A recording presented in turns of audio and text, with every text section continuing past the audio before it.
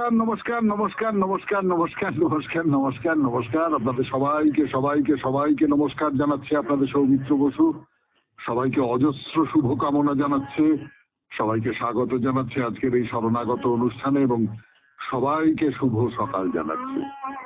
শুভ হোক, শুভ হোক, সকলের শুভ হোক, সকলের মঙ্গল হোক, কল্যাণ হোক, কল্যাণ হোক, কল্যাণ হোক, ভালো হোক।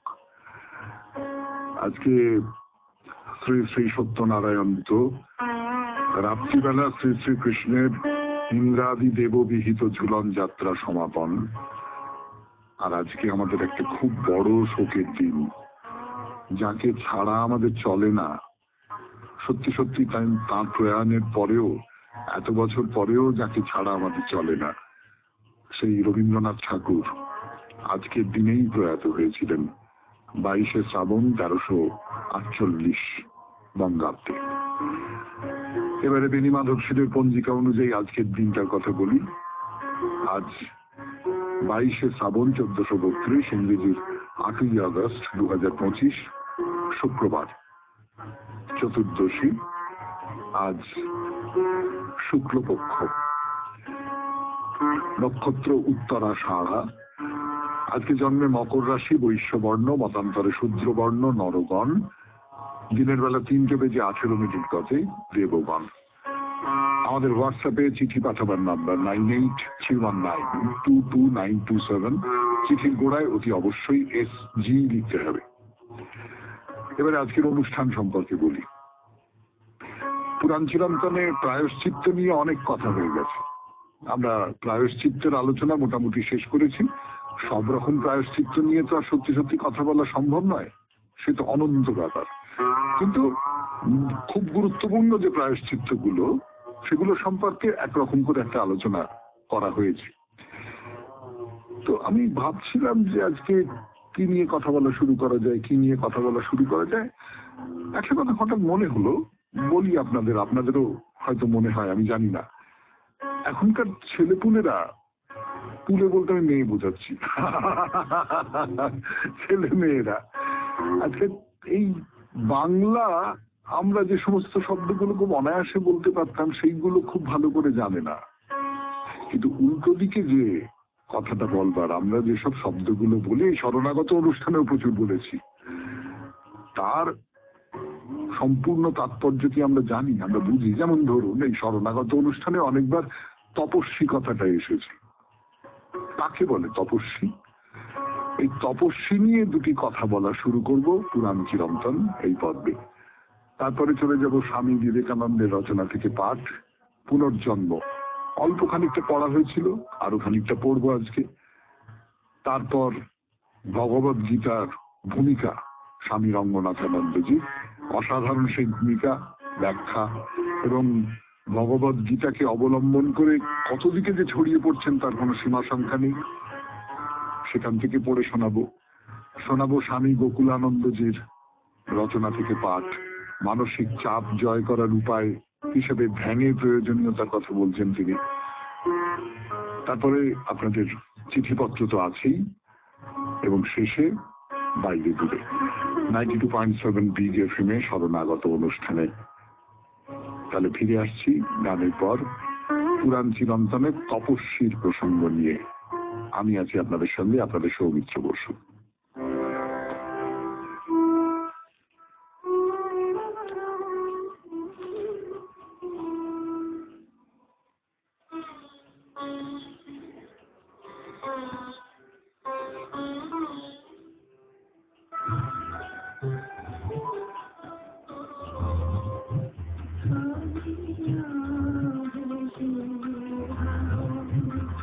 করতে চলেছি তপস্বী নিয়ে কথা, 92.7 বিগ এফএম। তপস্বী সম্পর্কে একটা কথা আপনাদের গোড়াতেই একটু বলে নিই। তপস্বী বলতে সাধারণভাবে আমাদের মনের মধ্যে একটা ছবি জেগে ওঠে। সেই ছবিটা কিরকম? শীর্ণ দেহ, একটা বলগল পরে আছেন, জটা জুতোধারী, লম্বা দাড়ি মুখ ইত্যাদি ইত্যাদি, অর্থাৎ মুনি ঋষি তপস্বী, এই সমস্ত আমরা একই সঙ্গে এই নামগুলো সব উচ্চারণ করি। কিন্তু তপস্বী বলতে ঠিক সেটা বোঝায় না, না সেটা হতে পারে, মুনি ঋষি হতে পারে। আবার যারা এই বৈরাগ্য অবলম্বন করেছেন, যারা কতগুলো নিয়ম পালন করেন, একটা নির্দিষ্ট লক্ষ্য নিয়ে একটা সিদ্ধাবস্থায় পৌঁছতে চাইছেন, তারাই তপস্বী। মানে তপস্বী কাকে বলে সেইটা যদি বুঝতে হয়, তার আগে যেখান থেকে এই শব্দটা এসেছে সেই শব্দটাকে ভালো করে বুঝতে হবে। তপস বা তপঃ, তপঃ বলতে কি বোঝায়, তপস্যা বলতে কি বোঝায়। দেখুন, একজন ঋষি, একজন মুনি তপস্যা করতে পারেন, নিশ্চয়ই পারেন। একজন ব্রহ্মচারী যিনি গুরু গৃহে আছেন, বিদ্যার সাধনা আরম্ভ করেছেন, তিনিও তপস্যা করতে পারেন। তাহলে তপস্বী মানে হচ্ছে যিনি তপস্যা করেন। তপস্যা করা মানে কি? তপস্যা করা মানে হচ্ছে যে ওই যেটা বলছিলাম, যে কতগুলো নিয়ম পালন করে একটা নির্দিষ্ট উদ্দেশ্য নিয়ে একটা সিদ্ধাবস্থায় পৌঁছানোর চেষ্টা করছেন। এবং এই যে চেষ্টাটা, এই যে ত্যাগ, তার ফলে তো ত্যাগ করতে হচ্ছে তাকে অনেক কিছু, তার ফলে তাকে বর্জন করতে হচ্ছে, যে তার যে প্রবৃত্তির অনেক কিছু বর্জন করতে হচ্ছে। তো তার ফলে একটা তাপ তৈরি হচ্ছে। আমি কিভাবে ব্যাপারটাকে বোঝাবো, আমি চেষ্টা করছি যে ধরুন প্রবৃত্তির সঙ্গে, যেটা একেবারে প্রাকৃতিক ভাবে আমাদের মধ্যে এসেছে, তার সঙ্গে এই প্রবৃত্তিকে অস্বীকার করবার একটা যুদ্ধ চলছে, তার ফলে একটা তাপ উৎপন্ন হচ্ছে। সেই তাপটা উৎপন্ন করছেন যারা, তারা হচ্ছেন তপস্বী। সেই তাপটা উৎপন্ন হচ্ছে যার দ্বারা, সেটা হচ্ছে তপস্যা। এইরকম করে হয়তো বলা যায়। তো ঋষিরা অতি দুশ্চর এবং দুষ্কর সমস্ত তপস্যা করেন, সেই কারণে ঋষিদের তপস্বী বলা হয়। এবং এই তপস্যা করার ফলে তাদের কাছেই মন্ত্রের আবির্ভাব ঘটেছিল। মন্ত্র ব্যাপারটা কি, মন্ত্র ব্যাপারটা কি বলবার জন্য ফিরে আসছে আপনাদের সৌমিত্র বসু। তার যা মনে হয় সে কথা বলবার জন্য গানের পর শুনছেন 92.7 বিগ FM এ শরণাগত, জীবনের সহজ পাঠ। ফিরে এলাম গানের পর 92.7 বিগ FM এ শরণাগত অনুষ্ঠানে। তো এই যে তপস্যা করার ফলে মন্ত্রের আবির্ভাব ঘটছে ঋষিদের কাছে। মন্ত্র কি? মন্ত্র তো আসলে কবিতা। আপনি যদি ঋক্সাম যদি অথর্ব এতে পড়েন, তাহলে দেখবেন যে সেগুলো আসলে কবিতার মতন করে জীবনের উপলব্ধির কথা বলা। এই যে তপস্যা করছে একজন মানুষ, তপস্যা তার ভেতরে কতগুলো উপলব্ধির জন্ম দিচ্ছে। আমরা যারা তপস্যা করি না, তাদের মনের মধ্যে এই উপলব্ধির জন্ম হয় না। যে মানুষটি যে কোনো ক্ষেত্রে, যে কোনো ক্ষেত্রে, তার শিল্পের ক্ষেত্রে হতে পারে, তার বিজ্ঞানের ক্ষেত্রে হতে পারে, তার যে কোনো ক্ষেত্রে তিনি যখন একেবারে নিবিষ্ট হয়ে কোনো একটা কাজ করতে থাকেন, চারপাশটা মুছে যায় তার সামনে থেকে, তখন সেই যে নিবিষ্টতা সে তাকে কতগুলো অনুভূতি উপহার দেয়।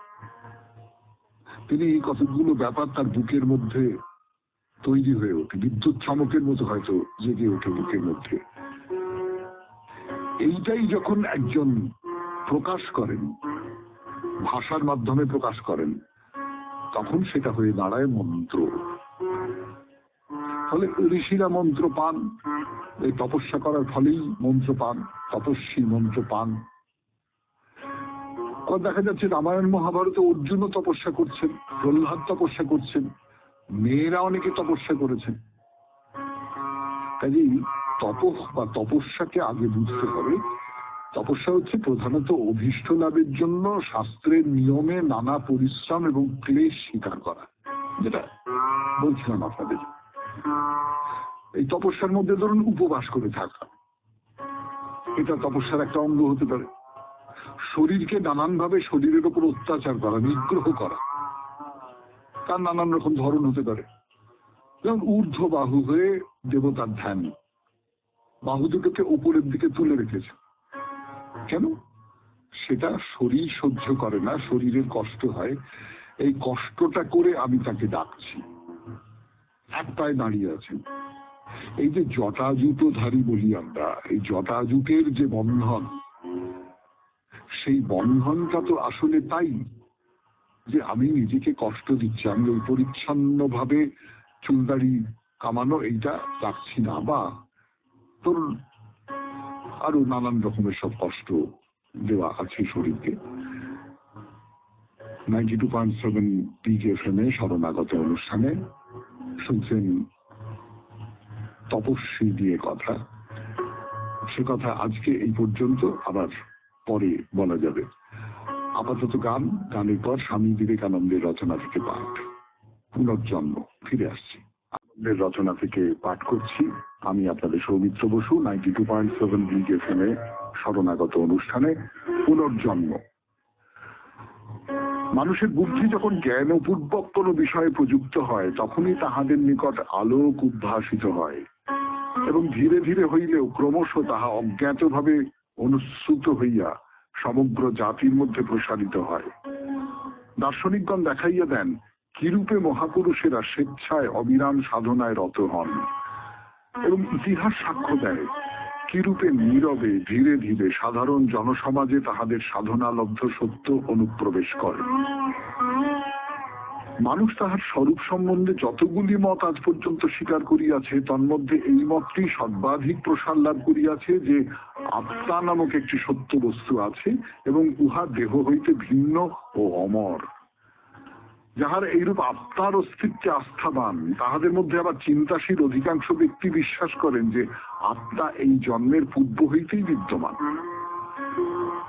আধুনিক মানব সমাজে যাহাদের ধর্ম সুসংবদ্ধ ও সুপ্রতিষ্ঠিত, তাহাদের অধিকাংশই ইহা বিশ্বাস করেন, এবং যেসব দেশ ভগবানের আশীর্বাদে সর্বাধিক উন্নত, সেসব দেশের শ্রেষ্ঠ মনীষীরা যদিও আত্মার অনাদিত্যে বিশ্বাস করার প্রতিকূল অবস্থার মধ্যেই প্রতিপালিত হইয়াছেন, তথাপি তাহারা আত্মার পূর্বাস্তিত্ব সমর্থন করিয়াছেন। হিন্দু ও বৌদ্ধ ধর্মের ইহা ভিত্তির স্বরূপ। প্রাচীন মিশরীয়গণের মধ্যে শিক্ষিত শ্রেণী ইহাতে বিশ্বাস করিতেন। প্রাচীন পারসিকগণ এই সত্যে উপনীত হইয়াছিলেন। গ্রিক দার্শনিকগণ এই ধারণাকে তাহাদের দর্শন চিন্তার ভিত্তিপ্রস্তর রূপে গ্রহণ করিয়াছিলেন। হিব্রুগণের মধ্যে ফ্যারিসিগণ, আচারনিষ্ঠ প্রাচীন ইহুদি ধর্ম সম্প্রদায়, ইহাকে গ্রহণ করিয়াছিলেন, এবং মুসলমান ধর্মাবলম্বী দিগের মধ্যে সুফিরা প্রায় সকলেই এই সত্য স্বীকার করেন। বিভিন্ন জাতির মধ্যে বিভিন্ন বিশ্বাসের উদ্ভব ও পরিপুষ্টির নিমিত্ত মনে হয় বিশেষ ধরনের পরিবেশের প্রয়োজন আছে। মৃত্যুর পর শরীরের এতটুকু মাত্র অংশও জীবিত থাকে, এই ধারণায় উপনীত হইতেই প্রাচীন জাতিসমূহের কত যুগ কাটিয়া গিয়াছে। আমার দেহ হইতে বিমুক্ত হইয়া মৃত্যুর পরও জীবিত থাকে, এইরূপ কোন বস্তু সম্বন্ধে যুক্তিপূর্ণ ধারণায় উপনীত হইতে আরো কত যুগ যুগান্তের প্রয়োজন হইয়াছে। এমন একটি সত্তা আছে, দেহের সহিত তাহার সম্পর্ক সাময়িক। এইরূপ ধারণায় উপনীত হওয়া যখন সম্ভব হইল, কেবল তখনই এবং যে সকল জাতির মধ্যে এইরূপ সিদ্ধান্তের উদয় হইতে পারিল, একমাত্র তাহাদের মধ্যে এই অনিবার্য প্রশ্নটি উত্থিত হইয়াছিল, কোথায়, কখন? শুনলেন স্বামী বিবেকানন্দের রচনা থেকে পাঠ।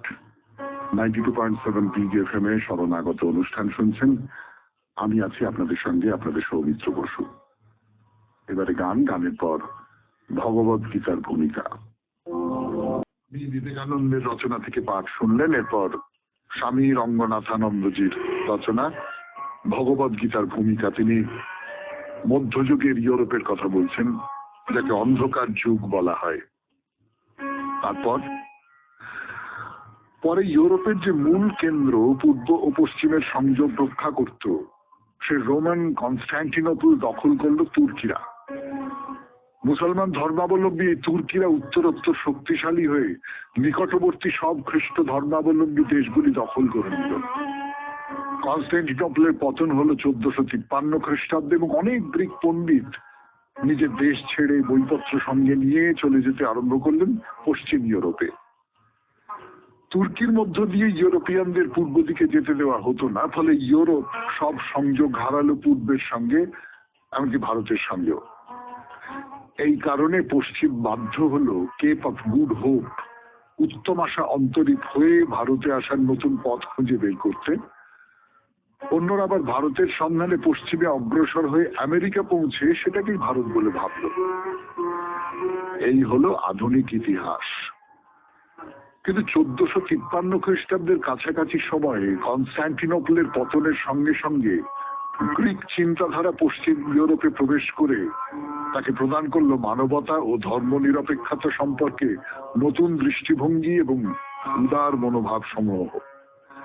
আর তাই নিয়ে এলো ইউরোপীয় ইতিহাস, প্রখ্যাত রেনেসা বা নবজাগরণ।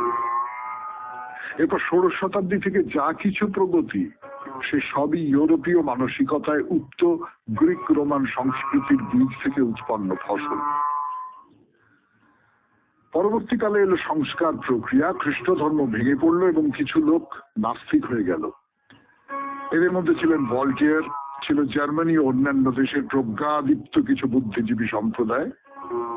যাই হোক, এর ফলে উত্থান হলো তারুণ্যদীপ্তি ও উচ্ছলতায় ভরপুর নতুন ইউরোপের, যাকে আর তার নিজের মধ্যে বেঁধে রাখা গেল না, ঠিক যেমনটি ঘটেছিল প্রাচীন গ্রিসের ক্ষেত্রে। মাত্র 2.5 লক্ষ লোক নিয়ে গঠিত ছোট্ট শহর অ্যাথেন্স অসাধারণ শক্তি বিস্তার করেছিল সমগ্র গ্রিস জুড়ে। কালে একটি সাম্রাজ্যে পরিণত হয়ে সে আলেকজান্ডারের অধীনে জয় করে নিয়েছিল বহু দেশ, ভারত পর্যন্ত। এখন ইউরোপীয় জাতিগুলিও সেই রকম হয়ে উঠল। তারা প্রচন্ড শক্তি লাভ করলো, কিন্তু সে শক্তিকে সংহত করে রাখার উপায় না জানায় বেরিয়ে পড়লো বিভিন্ন দেশ জয় করতে, সেখানে উপনিবেশ স্থাপন করতে এবং অন্যান্য জাতিদের শোষণ ও বিনাশ করতে। অবশ্য তারা কিছু নতুন নতুন ভাবনাও দান করেছিল। ইউরোপে তখন নতুন প্রাণ সঞ্চারিত হলেও বর্তমানে তা পতনের মুখে। আর ঠিক এই পর্বেই যুক্তিসিদ্ধ ও উদার ভারতীয় অধ্যাত্ম ভাবনা ইউরোপ ও আমেরিকায় পৌঁছে তাদের সংস্কৃতিকে পুনরুজ্জীবিত করতে শুরু করেছে। শুনছেন ভগবদ গীতার ভূমিকা, স্বামী রঙ্গনাথানন্দজি।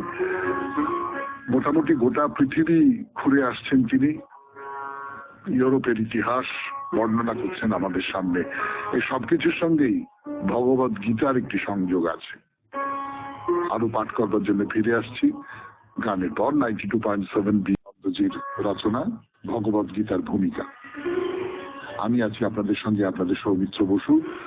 শুনছেন 92.7 বিগ এফএম-এ শরণাগত। হোক জীবনের সুর বদল। ব্রিটেন যখন ভারতে সাম্রাজ্য বিস্তার করলো, তখন তা ছিল পূর্ব পশ্চিমের মধ্যে অবাঞ্ছিত এক সংঘাত। তা এখন সুখের সংঘাতে পরিণত হয়েছে। প্রাচ্য ও পাশ্চাত্যের মধ্যে ভাব বিনিময় চলছে এবং এদেশের মানুষ পশ্চিমের অনেক চিন্তাধারাকে স্বাগত জানায়। আধুনিক পশ্চিমী সভ্যতা রোমের মতো মৃত্যুবরণ করবে না। রোমান সভ্যতাকে শেষ হতে হয়েছিল, খ্রিস্ট ধর্ম তার দখল নিল। কেবল চার্চই রইল, আর রইল তার ক্ষমতা, বাকি সব নিস্তেজ হয়ে মিলিয়ে গিয়েছিল। ঐতিহাসিক অধ্যাপক আর্নেস্ট টয়েনবি উল্লেখ করেছেন, রোমান প্যাগানিজম, যার প্রতিনিধিত্ব করছিলেন রোমান সেনেটর সিম্মাখাস, এবং ক্যাথলিক খ্রিস্ট ধর্মের, যার প্রতিনিধিত্ব করছিলেন রোমের বিশপ অ্যামব্রোজ, মধ্যে এক সংঘাতের। বিশপ মত প্রকাশ করলেন যে তার খ্রিস্ট ধর্ম, যা তখন রোমান সাম্রাজ্যে ক্রমশ শক্তি সঞ্চয় করছে, হলো ঈশ্বরের কাছে পৌঁছবার একমাত্র পথ। রোমান প্যাগান সেনেটর সিম্মাখাস এই বলে প্যাগান মতকে তুলে ধরলেন যে নানা পথে ঈশ্বরের কাছে পৌঁছানো যায়। খ্রিস্টীয় চার্চ কিন্তু সেনেটরের কণ্ঠরোধ করল, কিন্তু টয়েনবি সংযোজন, সেই সেনেটরের কণ্ঠরোধ করা হলেও তিনি যে মত পোষণ করতেন তাকে আজও লক্ষ লক্ষ হিন্দু সত্য বলে দৃঢ়ভাবে বিশ্বাস করে। যা হোক, বর্তমান ভারতবর্ষের পুনর্জাগরণের সঙ্গে সঙ্গে সব পাশ্চাত্য দেশে নতুন ভাবনা প্রবেশ করবে এবং তারা আবার নতুন যৌবন শক্তিতে সঞ্জীবিত হয়ে উঠবে। পাশ্চাত্যে আজ এমন অনেক মানুষ পাওয়া যায় যারা খাও দাও আর মজা লুটো এই ভোগবাদী দর্শনের ভিত্তিতে গঠিত বর্তমান জীবনযাত্রা চায় না। এই মনোভাবের প্রথম প্রকাশ ঘটেছিল হিপি আন্দোলনে, বিশেষত আমেরিকায় ও পরে ফ্রান্সে।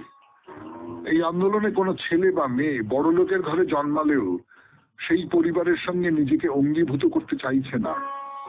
তারা পড়তে পছন্দ করছে সহজ সাদাসিধে জামা কাপড়, যা আসলে ত্যাগের চিহ্ন। সেটা ছিল মানুষের কাছে নবতর এক শক্তি উন্মেষের সূত্রপাত। আপাতত এই ভাব কিছুটা ম্লান হয়ে গিয়ে থাকলেও এর পুনরাবির্ভাব ঘটতে পারে। শুনলেন স্বামী রঙ্গনাথানন্দজির রচনা থেকে পাঠ, ভগবদ গীতার ভূমিকা। এখন একটু গান শুনবো। গানের পর স্বামী গোকুলানন্দজি তিনি লিখছেন ধ্যান ও তার উপকার নিয়ে, আর পড়ে শোনাচ্ছি আমি, আপনাদের সৌমিত্র বসু।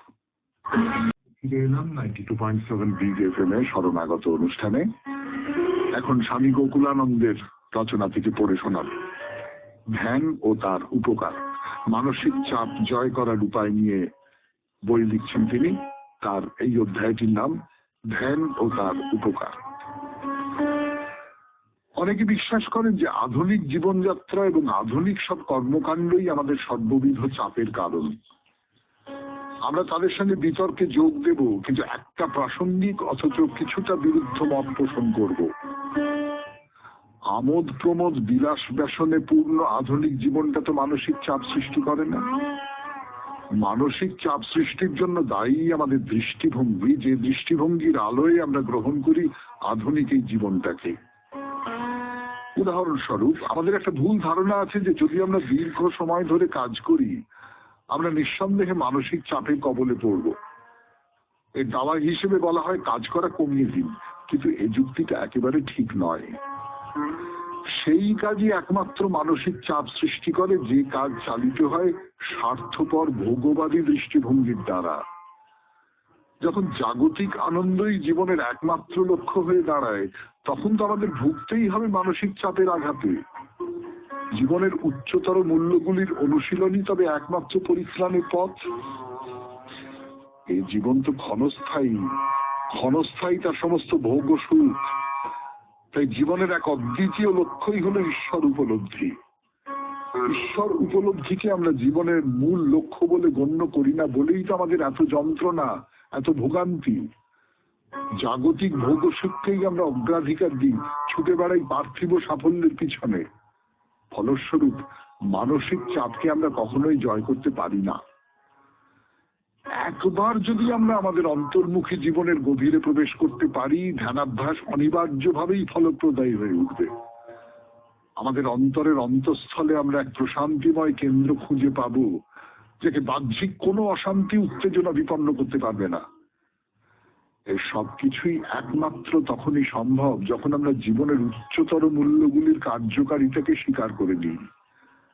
যদি একবার ভুলে যাই যে পরমেশ্বরেই আমাদের পরম লক্ষ্য, যদি বুঁদ হই স্থূল জাগতিকতায় অনিঃশেষ দ্বন্দ্ব যন্ত্রণায় সে ঘিরে ধরবে আমাদের, মলিন করে তুলবে হৃদিপদ্মের প্রশান্তি কেন্দ্রটিকে। ধ্যানের আরেকটি অনুপম ফল হলো তা আমাদের মধ্যে বিনয় ও নম্রতার বিকাশ ঘটায়। বিনয় একান্ত অপরিহার্য, কারণ তার দ্বন্দ্বের কারণগুলোকে মন থেকে অপসৃত করে। যাই হোক, একটা কথা স্পষ্ট করে মনে রাখুন যে ধ্যান আর মনের কল্পলোকে উড্ডয়ন এক জিনিস নয়। খামখেয়ালি কামনা বাসনাময় চিন্তায় মগ্ন হওয়া আর যাই হোক ধ্যান নয়, এবং এ থেকে স্থায়ী ফল লাভ করা যায় না বললেই হয়। জগৎবরেণ্য সাধু সন্তদের জীবনীতে এই কথাই বলে। মানসিক চাপ জয় করতে ধ্যান অবশ্যই উৎকৃষ্ট বলে প্রমাণিত একটি কৌশল, কিন্তু মনে রাখবেন ধ্যান আপনি শিখবেন এমন একজন উপযুক্ত আধ্যাত্মিক গুরুর কাছ থেকে যার নিজস্ব কিছু উপলব্ধি রয়েছে। এই ধরনের শিক্ষার মূল্য অসীম, কারণ শিকড় তার প্রকৃত উপলব্ধির গভীরতায়। ধ্যানের শিক্ষা আমাদের আবেগের স্তরে বিপুল পরিবর্তন আনবে, স্নায়ু ক্ষেত্রে আনবে এক প্রত্যক্ষ সুস্থ শিথিলতা। দীক্ষা গ্রহণ করার পর অধ্যবসায়ের সঙ্গে তাকে অনুশীলন করলে মানুষ শান্ত, সমাহিত, সৌম্য হয়ে ওঠে। রাগে বা উত্তেজনায় সাড়া দেয় সে কদাচিৎ। ধ্যানক্ষেত্রে সার্থকতা বিচ্ছুরিত করে শান্তি, স্থৈর্য ও ঐক্যের আলোক, এবং সার্থক ধ্যানই যে আধ্যাত্মিক স্পন্দনে স্পন্দিত হন, যে আধ্যাত্মিক পরিমণ্ডল রচনা করেন, তার চারদিকে, তা ঘরে বাইরে সকলকেই ছোঁয়া দিয়ে যায়, তা অনুভব করতে পারেন ঘরে বাইরে সকলেই। শুনলেন স্বামী গোকুলানন্দের রচনা থেকে পাঠ 92.7 বিগ এফএম এ শরণাগত অনুষ্ঠানে। এবার আপনাদের চিঠি। গানের পর ফিরে এলাম 92.7 বিগ এফএম এ শরণাগত অনুষ্ঠান শুনছেন। আমি আছি আপনাদের সঙ্গে, আপনাদের সৌমিত্র বসু। গীতাঞ্জলি পাল চিঠি লিখেছেন শরণাগত অনুষ্ঠানে। শ্রদ্ধেয় সৌমিত্র বাবু, আমার নাম গীতাঞ্জলি পাল। আমি এই প্রথম আপনার শরণাগত অনুষ্ঠানে চিঠি লিখছি। আপনার এই কথার উত্তরে আমি প্রথমেই প্রতিবাদ করি, আমার এই শরণাগত অনুষ্ঠান নয়, এই শরণাগত অনুষ্ঠান আপনাদের সবাইকার এই শরণাগত অনুষ্ঠান। আপনারা চিঠি লিখে যোগাযোগ করছেন, শ্রোতা হিসেবে যোগাযোগ করছেন, কাজে আপনার শরণাগত অনুষ্ঠানে কথাটা বলবেন না দয়া করে। তারপরে উনি যেটা লিখেছেন সেটা হচ্ছে যে অভয়ার মৃত্যুর 1 বছর পূর্ণ হয়ে গেল। চারপাশে কি অসম্ভব ডামাডোল দেখে মনে হয় মানুষ যেন সুস্থ চিন্তা, সুস্থ ভাবনা করা একেবারে ভুলে গেছে। মানুষ শুধুই নিজের স্বার্থ নিয়ে মত্ত। তার জন্য যে কোনো রকম কৌশল করতে তারা পিছপা হয় না। যে কোনো রকম অন্যায় আজকে সমাজ স্বীকার করে নিয়েছে, এবং যারা সেই অন্যায় কর্ম করেন তাদের সমাজ সাদরে বরণ করে নিচ্ছে। এই রকম একটা ভয়াবহ অবস্থার মধ্যে আমরা বেঁচে রয়েছি। এখান থেকে আলোর পথে কিভাবে যেতে পারি সে সম্পর্কে যদি আপনি আমাদের উপদেশ দেন তাহলে বাধিত থাকব। ইতি বিনীত গীতাঞ্জলি পাল, দমদম, কলকাতা। এর উত্তরে কি বলি বলুন তো গীতাঞ্জলি দেবী? না, এটা ঠিকই যে শুধু যে আমাদের দেশ এমনটা নয়, গোটা পৃথিবীর দিকেই যদি আমরা তাকাই, গোটা পৃথিবী আজকে একটা ভয়ঙ্কর অবস্থার মধ্যে দিয়ে যাচ্ছে, একটা অন্ধকারের মধ্যে দিয়ে যাচ্ছে, স্বার্থপরতার মধ্যে দিয়ে যাচ্ছে, অসহিষ্ণুতার মধ্যে দিয়ে যাচ্ছে, প্রেমহীনতার মধ্যে দিয়ে যাচ্ছে। এখান থেকে আলোর দিশা কি করে পাওয়া যাবে আমি তো জানি না। আমি তো সন্ত মানুষ নই, আমি তো ওই রকম কোনো মানুষ নই, কিন্তু আমি এইটুকু বলতে পারি যে কোথাও একটা শেষ পর্যন্ত মানুষ জিতবে, এই বিশ্বাসটা রাখতে হবে। এই বিশ্বাসটার উপর ভর করেই আমাদের বেঁচে থাকতে হবে। আপনি, আমি, আমরা সকলে এই বিশ্বাসটার উপর ভর করেই বেঁচে আছি, এবং শেষ পর্যন্ত যে আলোর দেখা পাওয়া যাবে তার অনেকগুলো নিদর্শন এই অন্ধকারের ভেতর থেকেও টুকরো টাকরা ছিদ্র দিয়ে অনেকগুলো আলোর উৎস আমরা কি দেখতে পাচ্ছি না? আপনি আপনার উদ্বেগের কথা চিঠিতে জানিয়েছেন, তার জন্য আপনাকে অসংখ্য ধন্যবাদ।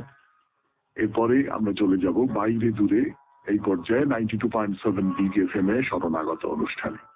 গানের পর গান শেষ করে কথা শুরু করছি 92.7 বিগ এফএম এ শরণাগত অনুষ্ঠানে। আমরা এখন ওই মদনমোহন মন্দিরের উল্টো দিকে যে বৈরাগী পুকুর, তার কথা বলেছি আপনাদের, সেই বৈরাগী পুকুরের ধারে এসে উপস্থিত হয়েছি। পুকুরের সিঁড়ি দিয়ে নিচে নেমে গেলেন, গিয়ে একটু চোখে মুখে জল ছিটিয়ে দিলেন, শুদ্ধ হয়ে গেল। না, আমি ঠাট্টা করে বলছি না। মন্দিরের মধ্যে পুকুর অনেক সময় বেশ নোংরা থাকে, জলে নোংরা থাকে, কিন্তু মদনমোহন মন্দির খুব সুন্দর, খুব পরিষ্কার, খুব ঝকঝকে, একেবারে নতুন মন্দিরের মতন মনে হয়। মানে এই মন্দিরে যাবার যে রাস্তাটার কথা বলেছিলাম আপনাদের, তার দুপাশে ছাঁটা ঘাস, কিছু গাছ টাছ রয়েছে, এবং সেটা সমস্তটাই ওয়েল মেনটেন যাকে বলে আর কি, একদম সুচারু ভাবে যেগুলো যত্নার্থী করা হয় এইরকম। তা পুকুরের জলও বেশ পরিষ্কার, অতটা সুচারু ভাবে নয় হয়তো, কারণ বাইরের লোক আসেন সেখানে মাছ ধরেন বা নানান রকম স্নান টান করেন, কিন্তু পরিষ্কার। এইবারে আপনি মদনমোহন মন্দিরের মধ্যে প্রবেশ করছেন। মন্দিরের রং সাদা, একেবারে ধপধপে সাদা। আর এই যে থাম বলুন, তোরণ বলুন, যা কিছু বলুন না কেন, সাদা, দুধের মতন সাদা। এবং সেই সাদার উপরেই সাদার কাজ করা রয়েছে, সুন্দর কাজ। তোরণের সামনে একটা লোহার গেট আছে, ওই মানে লোহার গেটের রং যেরকম হয় আর কি, কালো, মানে কখনো কখনো অন্য রং হয়, সবুজ হয়, আরো অন্য রং হয়, কিন্তু এখানে এই গেটের রং হচ্ছে একেবারে কালো। তো সেইটা একটু কিরকম অদ্ভুত দেখাপ্পা লাগে, মানে একদম সাদা, তো চোখ ধাঁধিয়ে দেওয়ার মতন সাদা, তার সামনে একটা কালো রঙের গেট, এটা কিরকম একটা লাগে সেটা আমাকে স্বীকার করতেই হবে। তো পাশে দুটো জানলা রয়েছে, যেখান দিয়ে আপনি ঢুকছেন, যে তোরণ দিয়ে আপনি ঢুকছেন তার দুপাশে তো নিশ্চয়ই এই মন্দিরের যারা প্রহরী তাদের থাকবার ঘর। সেই ঘরের জানলা রয়েছে, পুরোনো ধরনের জানলা, ওই খড়খড়ি দেওয়া, হ্যাঁ সেই রকম জানলা। এবং সেটাও কিন্তু একদম সাদা রঙের দেওয়ালের সঙ্গে মিশিয়ে দেওয়া রয়েছে। তো এই পুরোনো ধরনের মন্দির বা প্রাসাদ যা কিছু বলুন না কেন, সেখানে দেখবেন যে দুটো তোরণ থাকে, মানে একটা তোরণ দিয়ে ঢুকলেন, একটা ঢাকা, মাথাটা ঢাকা, সেই তোরণ দিয়ে ঢুকে আবার ওই ঢাকা মাথার ভেতর দিয়ে গিয়ে আরেকটা দিক দিয়ে আপনি বাইরে আবার আকাশের নিচে বেরিয়ে যাবেন। তো দুটো তোরণ। মূল জায়গায় প্রবেশ করবার আগে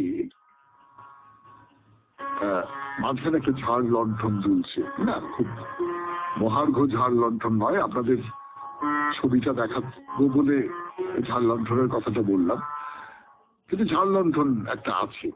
আর এই দ্বিতীয় যে তোরণটা, যেটা দিয়ে বাইরে বেরিয়ে আপনি একেবারে মূল মন্দিরের জায়গায় যে চত্বরটা, সেইখানে প্রবেশ করবেন, সেইখানে বাঁদিকে একটা টিকিট কাউন্টার আছে।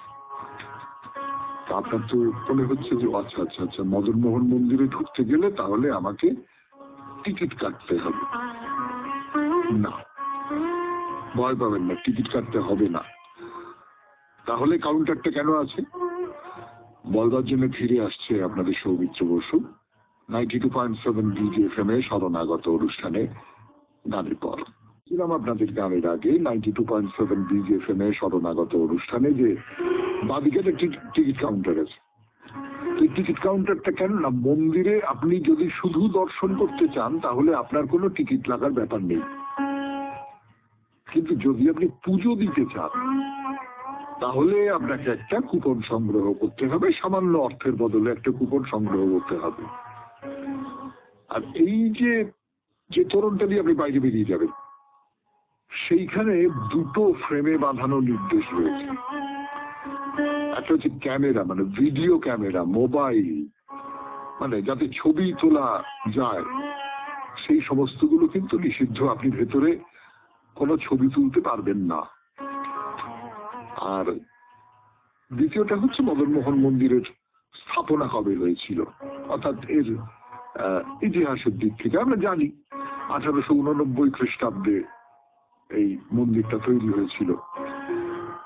যদি আপনি ভিডিও ক্যামেরায় ছবি তুলতে চান তাহলে আপনাকে 50 টাকা দিতে হবে, আর এমনি যদি আপনি মোবাইল ক্যামেরায় ছবি তুলতে চান তাহলে আপনাকে 20 টাকা দিতে হবে। এখন আপনি কোচবিহারে এসেছেন, মন্দির দর্শন করছেন, মদনমোহনের মন্দির, একটু তো ছবি তোলার ইচ্ছে হতেই পারে, খুব স্বাভাবিক। সেক্ষেত্রে এই সামান্য অর্থটুকু খরচা করা যায়, কি বল? হ্যাঁ, যাই হোক, তোরণ পার হয়ে এবার আমরা মন্দিরের দিকে যাব। একেবারে সোজা চোখের সামনে এই মদনমোহন মন্দির। তোরণ থেকে মন্দিরের দরজা পর্যন্ত একটা সবুজ রঙের কার্পেট পাতা রয়েছে, তার উপর দিয়ে হেঁটে যাচ্ছেন আপনি। এইটাই আমজনতার জন্য একেবারে কার্পেট পেতে রাখা হয়েছে, এইটা আমি আর কোনো মন্দিরে দেখেছি বলে মনে পড়ছে না। আপনাদের যদি মনে পড়ে থাকে তাহলে আপনারা ভেবে দেখুন। কিন্তু কার্পেট পাতা মানে রাস্তার উপর দিয়ে একটা কার্পেট পেতে দেওয়া আছে, সবুজ রঙের কার্পেট। কার্পেটটা যে খুব ভালো অবস্থায় আছে তা নয়, একটু আধটু ছিঁড়ে করেও গেছে পায়ে পায়ে পায়ে পায়ে, সে তো বটেই। কিন্তু আপনি কার্পেটের ওপর দিয়ে হেঁটে যাচ্ছেন মন্দির দেখার জন্য, খুব একটা রাজকীয় ব্যাপার বলে মনে হয় না? সত্যি সত্যি তো মন্দিরটা রাজবাড়ির মন্দির। খুব সুন্দর একটা দুটো ঘাস জমি আছে রাস্তার দুপাশে, চমৎকার। আরে বর্ষাকালে তো একেবারে সবুজ হয়ে আছে, সবুজ ঘাসে ভরে আছে। সবটা মিলিয়ে ভারী সুন্দর লাগবে আপনার। আজকে এই পর্যন্তই থাক 92.7 বিগ এফএম এর শরণাগত অনুষ্ঠান আজকের মতো এখানে শেষ করছি। আমাদের হোয়াটসঅ্যাপে চিঠি পাঠাবার নাম্বার 9831922927। চিঠির গোড়ায় অতি অবশ্যই SG লিখতে হবে। কবিতা দিয়ে শেষ করি। কবিতার নাম চরম মূল্য, রবীন্দ্রনাথ ঠাকুরের কবিতা। কে নিবি গো কিনে আমায়, কে নিবি গো কিনে, পশরামর হেঁকে হেঁকে বেড়াই রাতে দিনে। এমনি করে হায় আমার দিন যে চলে যায়, মাথার পরে বোঝা আমার হলো বিষম দায়। কেউ বা আসে, কেউ বা হাসে, কেউ বা কেঁদে যায়। মধ্যদিনে বেড়াই রাজার পাষাণ বাঁধা পথে, মুকুট মাঝে অস্ত্র হাতে রাজা এলো রথে। বললে হাতে ধরে তোমায় কিনবো আমি জোরে, জোর যা ছিল ফুরিয়ে গেল টানাটানি করে। মুকুট মাথে ফিরল রাজা সোনার রথে চড়ে। রুদ্ধ দ্বারের সম্মুখ দিয়ে ফিরতেছিলেন বলি, দুয়ার খুলে বৃদ্ধ এলো হাতে টাকার থলি। করলে বিবেচনা, বললে কিনবো দিয়ে সোনা। উজাড় করে দিয়ে থলি করলে আনাগোনা। বোঝা মাথায় নিয়ে কোথায় গেলে মনমনা। সন্ধ্যাবেলায় জ্যোৎস্না নামে মুকুল ভরা গাছে, সুন্দরী সে বেরিয়ে এলো বকুল তলার কাছে। বললে কাছে এসে তোমায় কিনবো আমি হেসে। হাসিখানি চোখের জলে মিলিয়ে এলো শেষে। ধীরে ধীরে ফিরে গেল বনছায়ার দেশে। সাগর তীরে রোদ পড়েছে, ঢেউ দিয়েছে জলে। ঝিনুক নিয়ে খেলে শিশু বালু তটের তলে। যেন আমায় চিনে, বললে অমনি নেব কিনে। বোঝা আমার খালাস হলো তখনই সেই দিনে। খেলার মুখে বিনামূল্যে নিল আমায় জিনে। খুব ভালো থাকবেন, আনন্দে থাকবেন। নমস্কার নমস্কার নমস্কার নমস্কার নমস্কার নমস্কার নমস্কার নমস্কার। আপনাদের সবাইকে সবাইকে সবাইকে নমস্কার জানাচ্ছে আপনাদের সৌমিত্র বসু। সবাইকে অজস্র শুভকামনা জানাচ্ছে, সবাইকে স্বাগত জানাচ্ছে আজকের এই শরণাগত অনুষ্ঠানে, এবং সবাইকে শুভ সকাল জানাচ্ছে। শুভ হোক, শুভ হোক, সকলের শুভ হোক, সকলের মঙ্গল হোক, কল্যাণ হোক, কল্যাণ হোক, কল্যাণ হোক, ভালো হোক। আজকে শ্রী শ্রী সত্যনারায়ণ তো রাত্রিবেলা শ্রী শ্রীকৃষ্ণের ইন্দ্রাদি দেববিহিত ঝুলন যাত্রা সমাপন। আর আজকে আমাদের একটা খুব বড় শোকের দিন, যাকে ছাড়া আমাদের চলে না। সত্যি সত্যি তাঁর প্রয়াণের পরেও, এত বছর পরেও যাকে ছাড়া আমাদের চলে না, সেই রবীন্দ্রনাথ ঠাকুর আজকের দিনেই প্রয়াত হয়েছিলেন 22শে শ্রাবণ 1348 বঙ্গাব্দে। এবারে বেণী মাধব সেনের পঞ্জিকা অনুযায়ী আজকের দিনটার কথা বলি। আজ 22শে শ্রাবণ 1432, ইংরেজির 8ই আগস্ট 2025, শুক্রবার, চতুর্দশী। আজ শুক্লপক্ষ, নক্ষত্র উত্তরাষাঢ়া। আজকে জন্মে মকর রাশি, বৈশ্যবর্ণ, মতান্তরে শূদ্রবর্ণ নরগণ। দিনের বেলা 3:18 গতে দেবগণ। আমাদের হোয়াটসঅ্যাপে চিঠি পাঠাবার নাম্বার 9831922927। চিঠির গোড়ায় অতি অবশ্যই SG লিখতে হবে। এবারে আজকের অনুষ্ঠান সম্পর্কে বলি। পুরাণ চিরন্তনে প্রায়শ্চিত্ত নিয়ে অনেক কথা হয়ে গেছে।